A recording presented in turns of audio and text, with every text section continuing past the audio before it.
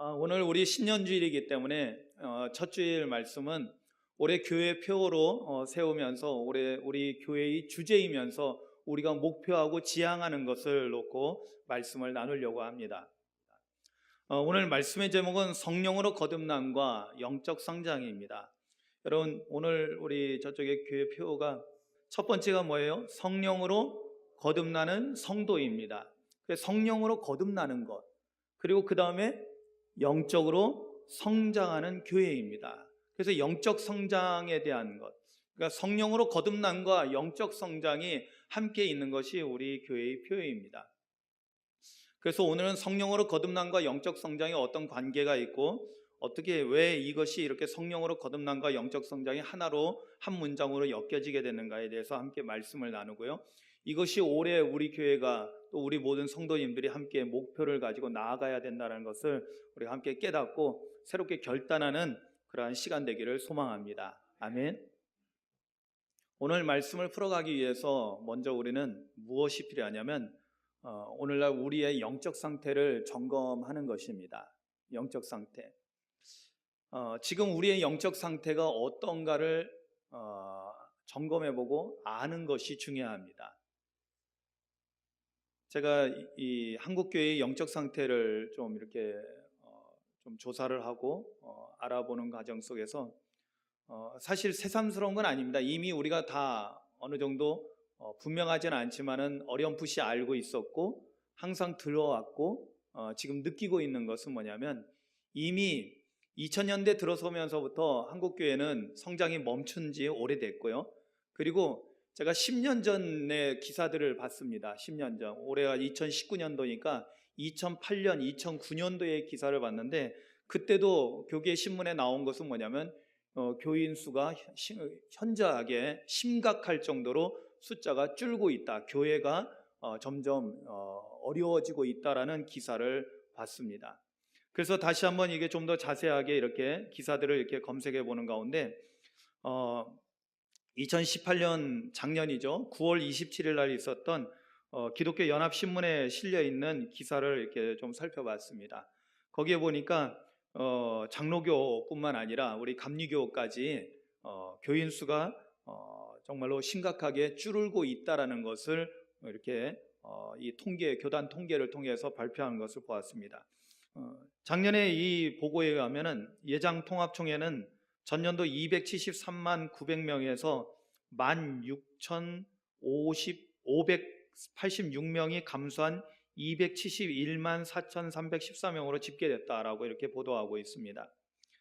그리고 예장 합동총회도 역시 줄어가지고 276만 4,428명에서 7만 5,570명이나 감소한 2.7%가 감소한 상황에 이르렀다고 말씀하고 이게 보도하고 있습니다. 예장 고신 총회에서도 2004년 이래 가장 낮은 교인 수를 기록하기로 했다고 합니다. 그래서 2016년도에 47만 명 정도였는데 2016년도에 47만이었던 그 교인 수가 2017년도에는 45만으로 이렇게 거의 2만 명 넘게 감소했다라고 보고하고 있습니다. 그래서 2016년에서 2017년 한 해 동안 교단 전체적으로 보면은 굉장히 많이 이제 줄어들었고 특히 그 중에 한국 기독교 장로회는 가장 많이 감소를 한 것으로 보도가 됐다고 합니다. 그래서 9%나 교세가 감소했고요. 자, 타 교단도 그런데 우리 감리교회도 어떤가 봤더니 사실은 어떤 교단보다도 가장 통계가 그나마 제일 정확한 곳이 감리교입니다. 그건 왜 그러냐면 저희들은 매년 이렇게 한 해를 마감하면 구역회를 마치고 당회 구역회를 마치고 나면 가장 중요한 것을 저희가 교단에 제출하게 되어 있습니다. 그것은 교회 통계표입니다. 교회 통계표. 거기 보면 교인 숫자 그리고 우리 재정 이런 것들을 다 해서 한 장에 다 보이게끔 그것만 있으면 대략 그 교회의 역사를 대략 알 수 있을 정도의 그래서 교회 통계표를 4장을 만들어서 보내면 하나는 연회, 하나는 본부에 또 하나는 지방에 이런 식으로 보관하고 하나는 우리가 이제 보관하게 되어 있습니다. 그래서 이 통계표에 따르면은 2016년에서 2017년 사이 1년 사이에 감리교 교인 수는 133만 명에서 3만 명이 됐다는 것은 2010년도부터 이렇게 여기 나오는데요. 158만 명에서 7년 동안 25만 명이 줄었다는 거예요. 이 감리교회는 굉장히 제일 심각한, 사실은 2010년도부터 이렇게 보고를 하니까요, 굉장히 제일 많이 줄은 그런 교단으로 기록되어 있기도 합니다. 그래서 다시 한번 그 기사를 좀 찾아봤어요. 그랬더니 바로 앞전에 이 감리교회만 따로 이렇게 수치로 이렇게 조사한 것을 보니까요, 2013년도에 교인 수가 한 155만 명 정도였는데 쭉 해서 2018년도에 와서는 133만 명으로, 그러니까 대략 그냥 대충 보면 22만 명 정도가 줄은 것으로 이렇게 여기서는 이 통계표에서는 이렇게 말하고 있습니다. 통계표마다 약간씩 차이는 있지만은 분명한 사실은 지난 10년 동안, 아니 10년도 아니죠, 한 7, 8년 동안만 계산해도 엄청난 숫자가 줄어든, 대략 보면은 10% 이상이 되는 거죠. 한 15% 가까이 교인 수가 감소했다라는 것을 우리가 숫자상으로 보게 됩니다. 근데 저는 물론 그렇습니다. 교인의 숫자가 중요한 것은 아닐 수 있습니다.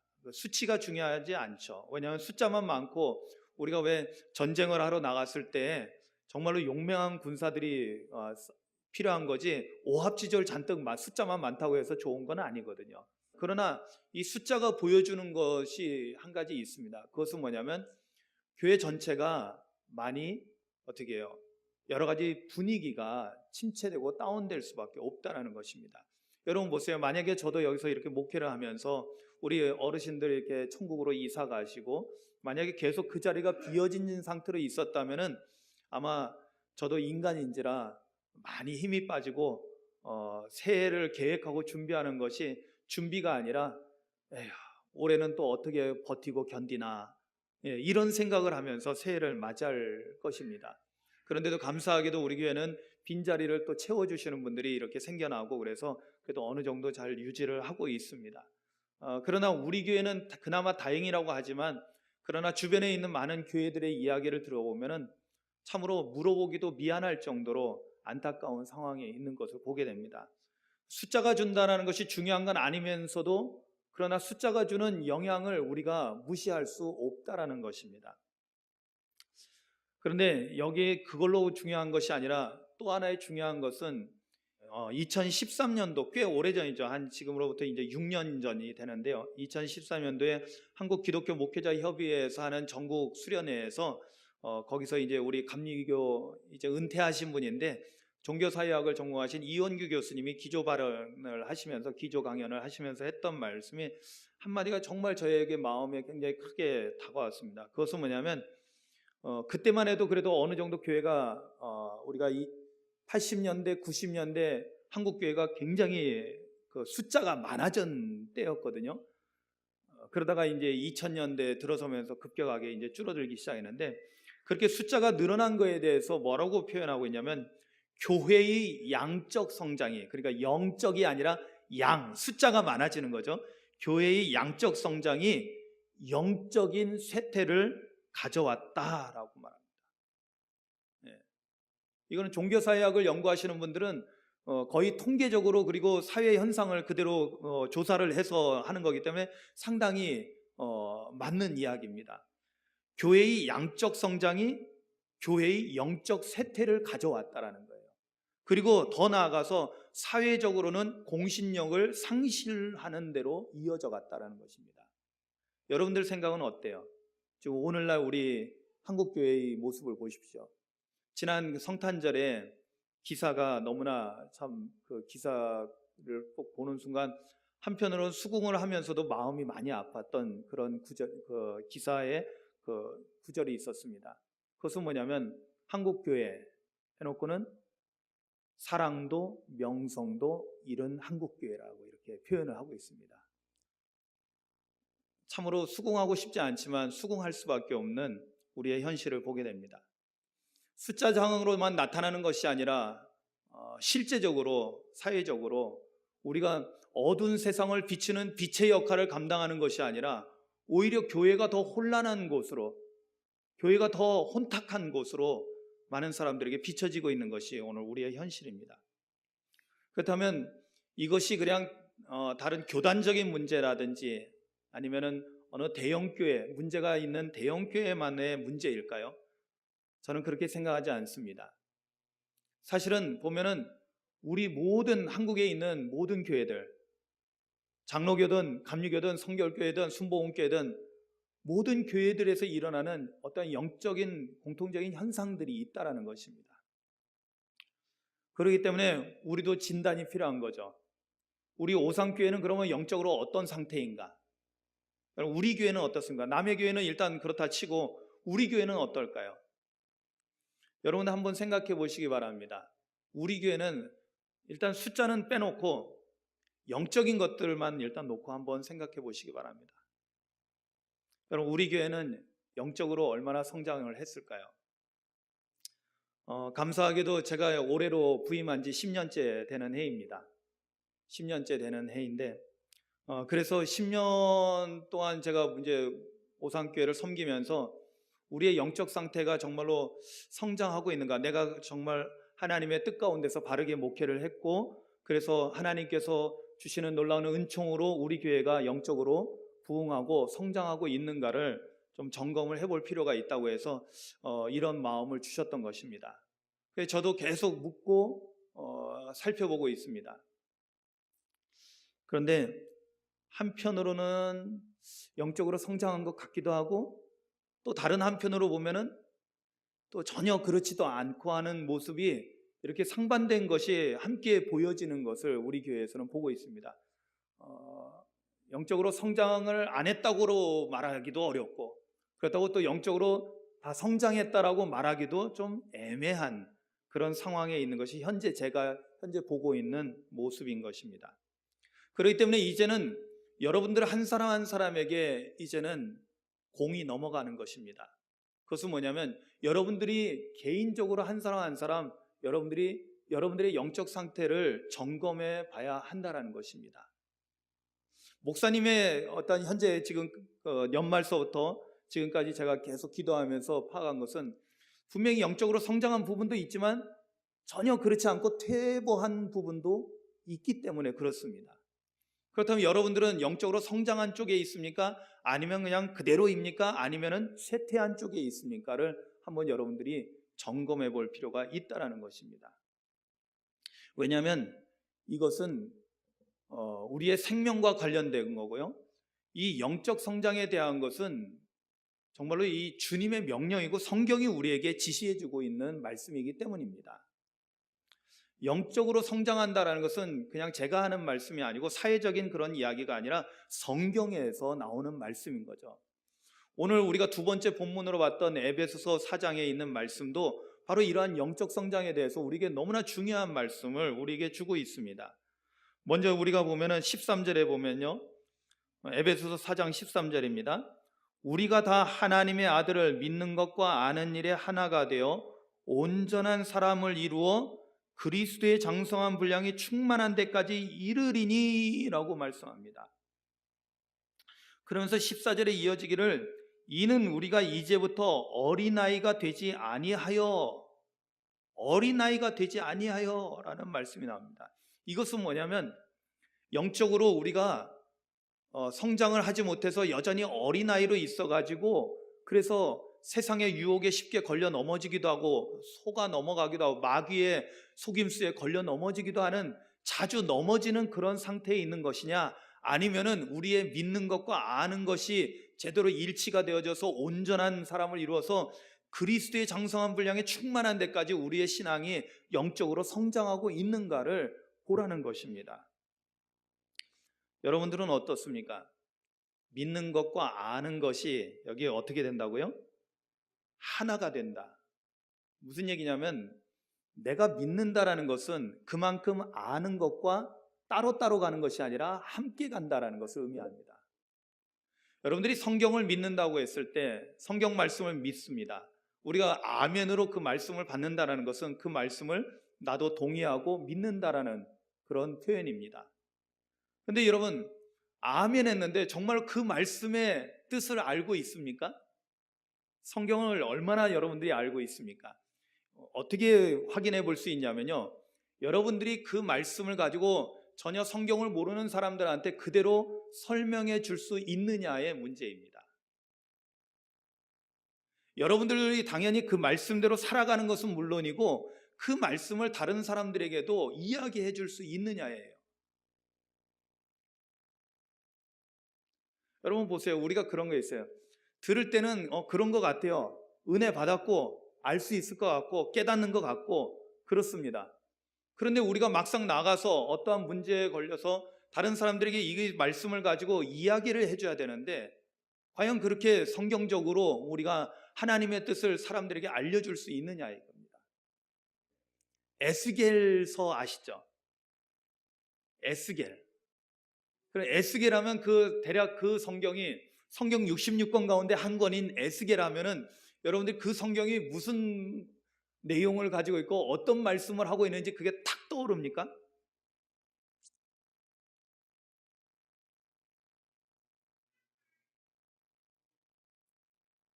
에스겔서의 중요한 부분들이 여러 있는데 부분적으로는 우리가 알 수 있겠죠. 근데 여기서 보면은 믿는 것과 아는 일에 하나가 되어 온전한 사람을 이룬다라고 표현했을 때 우리가 여기다가 기준을 두고 예수 그리스도의 장성한 분량에 충만한 데 이르기까지라는 그 기준을 놓고 예수 그리스도가 우리의 기준이 된다면 어떨까요? 여러분, 예수님 당시에는 이렇게 우리처럼 쉽게 성경 66권을 갖고 물론 그때는 신약은 없었으니까 구약만 있었고 그렇지만은 그들은 어땠습니까? 여러분, 어부 출신이었던 예수님의 제자들은 어땠나요? 우리가 유명한 그 오순절 성령 강림 이후에 이 베드로가 설교하는 내용을 보게 됩니다. 그 이후에 수데반 집사님이 설교하다가 돌 맞아서 순교당할 때 그때의 모습들을 성경에 기록하고 있습니다. 그때 그들은 어떻습니까? 성경을 꿰뚫고 있잖아요. 성경을 꿰뚫고 있습니다.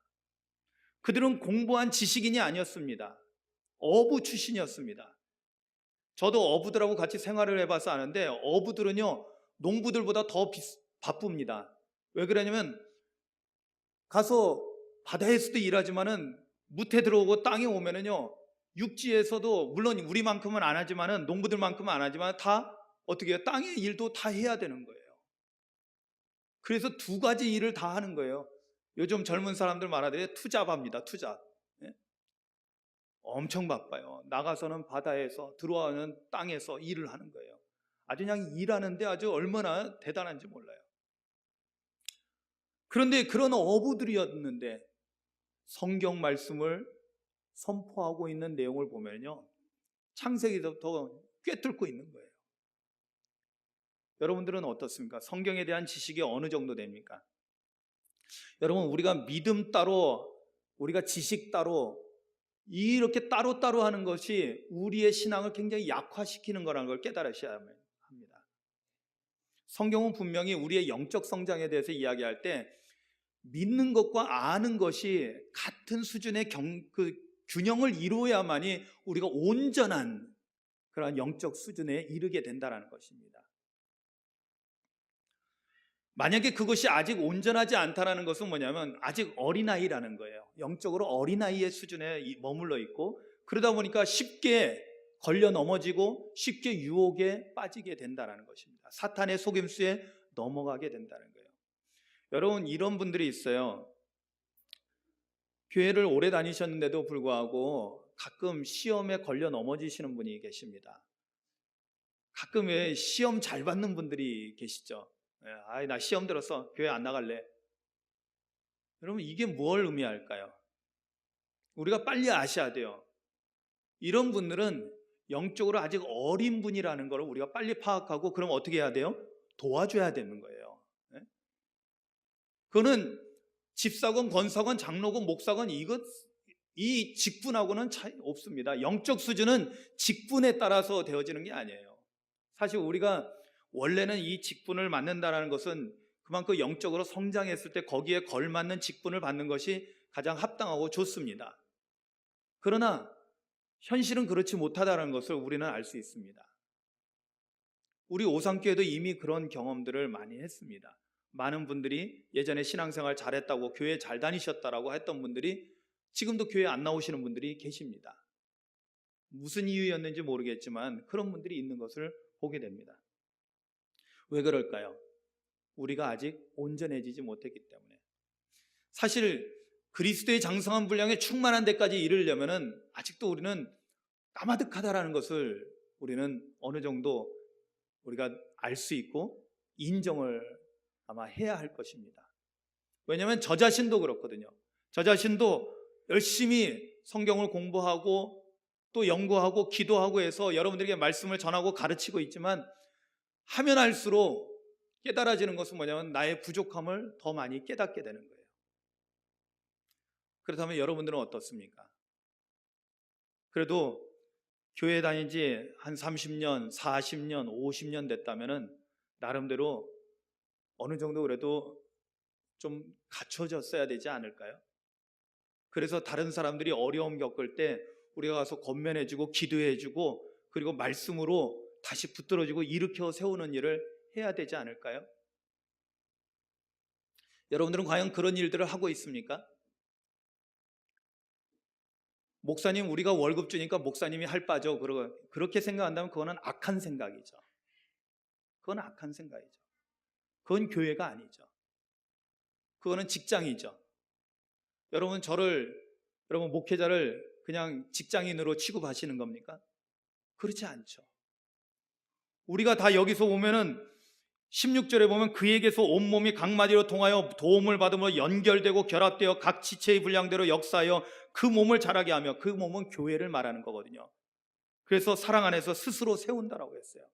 교회는 목사님 혼자 세울 수 있는 것이 절대 아닙니다. 장로님들이랑 목사님들이랑 세우는 것이 아니에요. 물론 중요한 역할을 하기 때문에 교회의 기둥이라고 우리가 표현합니다. 그렇지만 알다시피 여기 기둥만 세워졌으면 그게 건물입니까? 아니잖아요. 벽이 세워져야 되고요, 지붕도 있어야 되고요, 바닥도 있어야 되고요. 그리고 건물만 있다고 해서 되는 게 아니죠. 그 안에 있는 모든 집기들, 모든 도구들이 있어야지 교회가 교회다워지는 거예요. 예배당이 예배당 되어지는 거예요. 교회가 그런 겁니다. 그런데 그러기 위해서는 어떻게 해야 되냐? 한 사람 한 사람 모두가 자기에게 주어진 직분들을 잘 감당하고 우리에게 맡겨진 일들을 충성되이 행하는 것입니다. 15절에 가서 사실은 저희 교회 표의 그 중심 주제 성구가 15절입니다. 15절은 여러분들 같이 한번 보시겠습니다. 에베소서입니다. 에베소서 4장 15절. 같이 한번 읽겠습니다. 시작. 오직 사랑 안에서 참된 것을 하여 범사에 그에게까지 자랄지라. 그는 머리니 곧 그리스도라. 아멘. 아멘. 그래서 16절에 그에게서 온몸이 각마디를 통하여, 그리스도가 머리가 되시고 그리고 우리가 각 지체가 되어서 하나의 온전한 몸을 이루어서 든든히 서서 활동할 수 있는 그런 교회가 된다는 것입니다. 그런데 어떻게 해야 된다고요? 오직 사랑 안에서 참된 것을 하여 범사에 그에게까지, 즉 그리스도에게까지, 예수 그리스도의 장성한 분량에 이를 때까지 뭐 하라고요? 자라라. 자랄지라. 이것은 뭐냐면 명령입니다. 우리에게 주어진 명령은 영적으로 성장하라는 것입니다. 할렐루야. 그 영적으로 성장하라는 것이 오늘날 우리 교회에, 우리 성도들에게 주신 주님의 명령이라는 거예요. 그렇다면 우리가 과연 이렇게 성장하고 있는가를 좀 보시라는 거죠. 히브리서에 보면은 영적으로 갓난아기에 대해서 이렇게 표현합니다. 히브리서 5장 12절부터 좀 길지만 제가 좀 빨리 읽어보겠습니다. 때가 오래되었으므로 너희가 마땅히 선생이 되었을 터인데, 오늘 우리한테도 똑같이 적용되는 것 같아요. 예수 믿은 지 오래됐어요. 교회 다닌 지 오래됐어요. 집사님 됐어요. 권사님 됐어요. 장로님 됐어요. 그런데 때가 오래돼서 이제는 뭐가 돼야 된다고요? 마땅히 선생이 될 정도가 되어야 하는데, 그런데 너희가 다시 하나님의 말씀의 초보에 대하여 누구에게 가르침을 받아야 할 처지이니 단단한 음식은 못 먹고 젖이나 먹어야 할 자가 되었도다라고 합니다. 젖이나 먹어야 할 자는 뭐예요? 갓난아기를 말하는 거잖아요. 예? 유치원생도 아니고 갓난아기예요. 갓난아기. 떠먹여줘야지만 되는, 하나하나 처음부터 끝까지 다 돌봐줘야 되는 그런 사람이 됐다는 거예요. 그런 분들이 집사님, 권사님, 장로님이라는 거예요. 그 다음에 이는 젖을 먹는 자마다 어린아이니 의의 말씀을 경험하지 못한 자요, 단단한 음식은 장성한 자의 것이니 그들은 지각을 사용함으로 연단을 받아 선악을 분별하는 자들이라. 할렐루야. 하나님의 뜻을 분별해서 안다라는 의미로 쓰여지는 거예요. 단단한 음식을 먹을 수 있는 거예요. 연단을 이겨내고요, 강건해지는 거예요. 히브리서 6장으로 넘어가면 그래서 이렇게 명령합니다. 그러므로 우리가 그리스도의 도의 초보를 버리고, 아멘. 그리스도의 도의 초보를 버리라는 것은 뭐냐면 갓난아기에서 벗어나서 영적으로 좀 성장하라는 것입니다. 그러나 정작 우리가 영적으로, 우리 하나님은 중심을 보시고 우리의 영적인 상태를 보시는데 우리가 과연 영적으로 이렇게 자라나고 있냐 이거예요. 히브리서에 나오는 말씀이 2000년 전에, 거의 2000년 전의 말씀이었지만 오늘 우리에게도 그대로 적용되는 것입니다. 왜 우리는 여전히 영적인 초보 가운데 있습니까? 왜 우리의 영적 성장에 대해서 우리가 이렇게 둔감합니까? 여러분, 여기에 대해서 결론적으로 원인은 딱 한 가지입니다. 원인은 사실은 한 가지가 아니라 몇 가지 나오겠지만은 여기서부터 출발하는 거예요. 그것은 뭐냐면 오늘 우리가 첫 번째 보았던 말씀은 송구영신 예배 때 제가 말씀을 전했던 거라 사실은 이 부분에 대해서는 조금만 말씀드리려고 합니다. 거기서 뭐라고 되어 있습니까? 예수님께서 우리에게 사실은 이 요한복음에 있는 말씀은 저는요, 처음에 이것을 깨달았을 때 굉장히 두렵고 떨렸습니다. 왜냐하면 예수님의 말씀을 정확히 보면은 성령으로 거듭나지 않은 사람은 하나님 나라 들어간다, 못 들어간다? 못 들어간다는 거예요. 여러분, 우리가 예수 믿고 천국 가야 되는 거 너무나 잘 알고 있습니다. 예수 믿어서 구원받았고 천국에 들어가는 복을 우리가 누리는 겁니다. 그런데 예수님의 말씀을 정확하게 보니까 어떤 사람이 구원의 확신이 있고 어떤 사람이 분명하게 천국에 들어가냐면은 성령으로 거듭난 사람. 그리고 3절에서는 뭐라고 말씀해요? 성령으로 거듭나지 않으면은 뭘 못 봐요? 하나님 나라 보지도 못하는 거예요. 구경도 못하는 거예요. 그 얘기는 뭐냐면 영적인 세계를 알 수 있다 없다? 전혀 알지 못한다는 거죠. 그런 영적인 세계는 뭔데요? 여러분, 하나님은 영이십니다. 여러분, 우리가 하나님을 안다, 하나님의 구원의 경륜을 안다, 천국을 안다, 본다, 이런 것이 뭘 의미하냐면 바로 우리의 영의 눈이 뜨여져서 영적인 세계를 보게 되고 영적인 것들을 알게 되는 거예요. 여러분, 말씀이 뭐라고요? 단순히 그냥 지식으로 우리가 듣고 아 그렇구나 라고 머리 끄덕이는 것이 아니라고 했죠. 이 성경 말씀은 영의 양식입니다. 아멘이죠. 왜 우리가 이것을 아멘으로 받아야 되냐면 아멘함으로 인해서 말씀을 받아 먹는 겁니다. 무엇으로요? 영의 양식으로. 근데 이것이 가능해지는 사람이 어떤 사람이에요? 성령으로 거듭난 사람이야말로 비로소 가능해지는 거예요. 근데 성령으로 거듭남에 대해서 뭐라고 표현하냐면 6절에 보면, 3장 6절에 보면 육으로 난 것은 육이요. 그렇죠. 우리가 다 처음에 육으로 태어나서 육체의 존재가 된 겁니다. 그런데 그 다음에 뭐라고 되어 있어요? 영으로 난 것은 영이다. 아멘. 성령으로 다시 태어났다는 것은 성령으로 태어난 것을 말해요. 이게 영으로 태어난 겁니다. 영으로 태어난 사람이 뭐가 되는 거예요? 영의 사람이 된다는 거예요. 여러분, 영적으로 성장한다는 것은 뭐가 근본이 되어 있어야 되는 거예요? 기본이 되어 있어야 되잖아요. 뭐가 기본이에요? 영적으로 태어나야지, 영의 사람이 돼야지 그 다음에 영적 성장이 일어나는 거지. 그렇잖아요. 우리 아이들 제가 얘기했지만은 얘네들이 세상에 육적으로 태어났으니까 육신적으로 이렇게 자라난 겁니다. 마찬가지예요. 영적으로도 태어나야지, 영의 사람이 돼야지 비로소 우리가 영적 성장을 이루어 나갈 수 있다는 것입니다.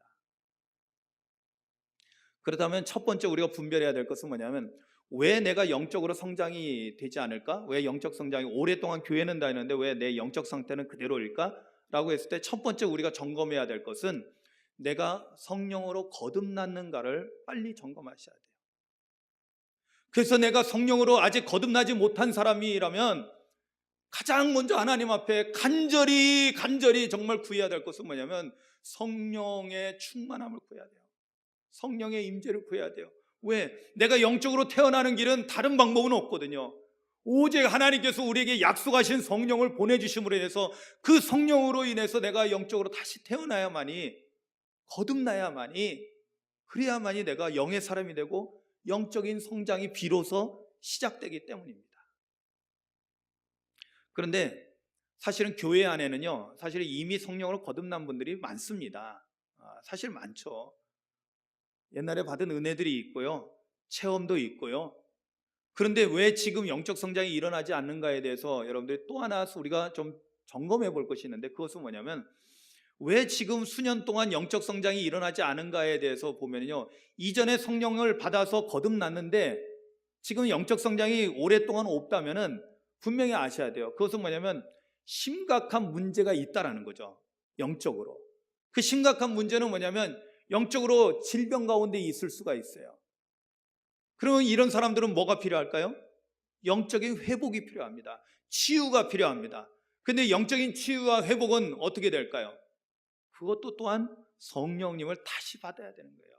여러분, 사도행전은 우리가 성령행전이라고 표현합니다. 사도행전은 오순절 성령 강림 사건으로 그 다음에는 성령의 강림 사건이 안 나타나던가요?